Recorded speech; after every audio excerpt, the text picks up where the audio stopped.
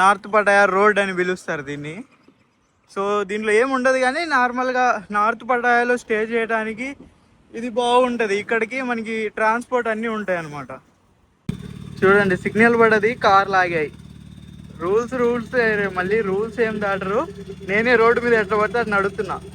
చూడండి ఏమైనా తీసుకోవాలనుకున్నా అన్ని షాపింగ్స్ ఉన్నాయి, బట్ మన దగ్గర డబ్బులు ఏం లేవు. పోతే బాగుండదు. ఫస్ట్ డబ్బులు తీసుకొని ఎక్కడికైనా వెళ్దాం. యాక్చువల్గా డే టైంలో పటాయా ఇలా సిటీ వ్యూ చూడటానికి అయితే ఏమి ఉండదు అనమాట. ఓన్లీ నైట్ టైంలోనే మీకు మంచిగా ఉంటుంది. సో డే టైంలో చూడాలనుకుంటే ఖచ్చితంగా కోరల్ ఐలాండ్ లేదంటే మన బీచ్ సైడ్ వెళ్ళాలా, లేదంటే కొన్ని టూరిస్ట్ ప్లేసెస్ ఉన్నాయి అక్కడికి వెళ్ళాలి అంతే. ఇక్కడ మాత్రం చూడండి ఎంటీ, మొత్తం ఎంటీ. ఒకళ్ళిద్దరు నలుగురు అలా తిరుగుతున్నారు కానీ ఇంకేం లేదు.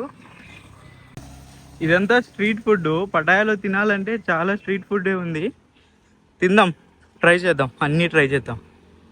ఇలా థాయిలాండ్లో ఎక్కడైనా సరే మనకి వాషింగ్ మిషన్స్ ఉంటాయి అన్నమాట. డ్రై వాష్ లేదంటే బట్టలు వాష్ చేసుకోవడానికి. సో ఇప్పట్లో నా బట్టలు లేవు. నా బట్టలు ఉన్నప్పుడు దగ్గరికి వెళ్ళి లోపలికి వెళ్ళి చూపిస్తాను అసలు ఎలా వేయాలా ఏంటి అనేసి. ఇలా మసాజ్ సెంటర్ కూడా ఉంటాయి ఇక్కడ. ఇక్కడ చక్కగా ఇంకొక కిలోమీటర్ నడుచుకుంటూ పోతే వాకింగ్ స్ట్రీట్స్ వస్తుంది. కనపడుతుంది కదా మనీ ఎక్స్చేంజ్ అనేసి, అక్కడ చేంజ్ చేయాలి. కానీ రోడ్ ఎలా దాటాలో అర్థం కావట్లేదు. ఇంత వస్తుందంట.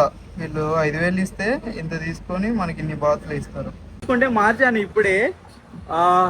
5,000 ఇచ్చా అనమాట. 5,000 ఇస్తే నాకు 1,690 బాతులు వచ్చాయి.